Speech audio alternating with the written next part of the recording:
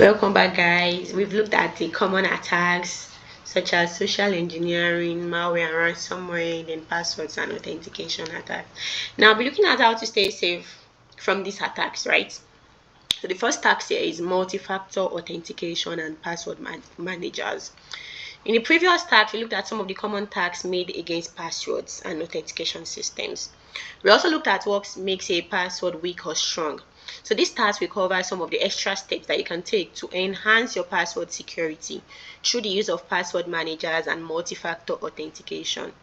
For multi-factor authentication, also known as MFA, it's a term used to describe any authentication process where you need more than one thing to log in.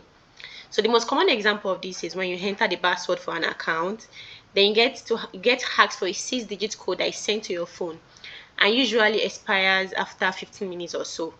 I'm sure you'll be familiar with this if you are trying to make um some financial decisions, right? Good. So this particular second authentication factor is referred to as a time-based one-time password. That's your OTP, and is one of the most common second factors currently in use. So we have 3 factors of authentication that can be considered when implementing multi-factor authentication. These are something you have, something you know, and something you are. For something you have, that's your OTP, your hardware authenticator that you may have used when you're doing any banking transactions, right? And for something you know, that's your password. There's something you are, your biometrics, fingerprint, your face scan, and all those things. So those are the 3 main factors that can be considered for multi-factor authentication. So an ideal authentication will use all 3. For example, you may be required to use a password, then a smart card, then your fingerprints before doing anything on that system. Unfortunately, most individuals do not have access to a smart card reader. I do not have access to that. So this is an expensive hardware authenticator. And we do have access to a smartphone which can be used to receive or access time-based one-time password. So this is what is commonly used, the OTP and your password. As such, mobile-based MFA is amongst the most common multi-factor authentication methods implemented for personal use. Whilst not ideal, 2 factors are better than 1, right? You should always activate MFA where possible. Doing so means that the attacker must obtain more than 1 factor if they wish to compromise any of your accounts. For example, if you want to compromise, let's say, this TryHackMe account and you've enabled multi-factor authentication, even if they have your password, they need to have access to your phone before they can. And for them to have access to your phone, you must need to have unlocked your phone. Do you get? So it's very unnecessary for them. So that's why it's worth it. Anytime multi-factor authentication is enabled, please activate it. Unfortunately, SMS-based OTP authentication, despite being the most commonly used, is far from the most secure, as there have been documented cases of attackers managing to reroute a victim's text without undue difficulty. So if not SMS, then what? Time-based one-time passwords are still the most accessible form of second-factor authentication for most users. Fortunately, it is possible to generate them yourself.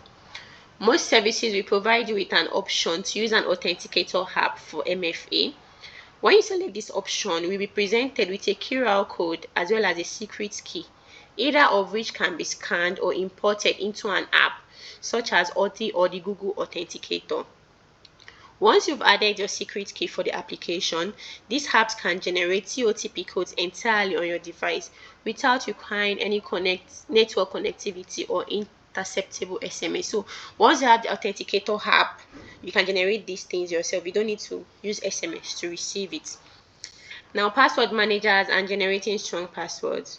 As we've mentioned previously, the most secure passwords are simply long, completely random, and they have digits and symbols. Yeah, completely random strings of characters, digits, and symbols. That's where you have alphabets, you have numbers, and you have symbols.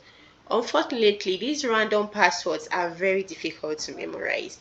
Indeed, memorizing a different 60-digit randomly generated password for every online account is simply not feasible for most people. So now we have the password managers. That's where the password managers come in. At the most basic level, password managers provide a safe space to store your passwords. They store passwords in vaults, encrypted storage either locally on your own device or as an online service, which will allow you to access your password from any device. These vaults are accessed using a master password. That's the only password you actually need to remember. Once you have it, you get into your vault. Or more commonly in recent years, biometric data such as fingerprints.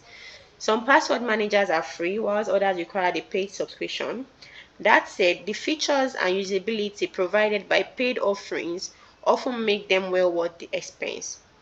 The more fully featured password managers usually also include a range of additional capabilities, such as storing other types of data, your images and files, etc.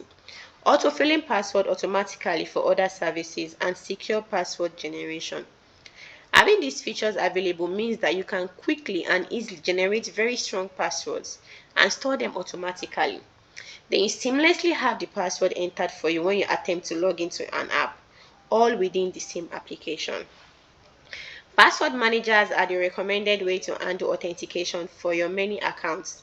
However, it is worth remembering that the security of the whole structure can revolve around a single master password. So make sure that it is solid. The common password managers we have include 1Password, LastPass, KeePass, and Bitwarden. There are many others available. Each password manager has its own advantages and disadvantages. So it is well worth doing some research to find the one that suits you best. In summary, because due to the difficulty of memorizing long random passwords that contain characters, numbers, and symbols, we have password managers. They help you have all your passwords in one place. They can help you generate your passwords and input them automatically when you try to log into services. You just need to memorize that one master password. I'm sure you're thinking, what if your master password gets hacked? So that's where the security issue comes in. You have to be very, very conscious and attentive when you're entering your master password. You should be the only one to know your master password. Now let's answer the question below. Where you have the option, which should you choose as a second authentication factor between SMS-based TOTPs or authenticator app-based TOTPs? I think I'll go for the app, because from what we read, that's it. Okay, good. We are done with that. So we've come to the end of password managers and multi-factor authentication. I know by now you already know that for multi-factor authentication to work, something you have, something you know, and something you are. What you have is a smart card, a TOTP, or a YubiKey, a hardware authenticator. What you know is your password, and what you are is your biometrics.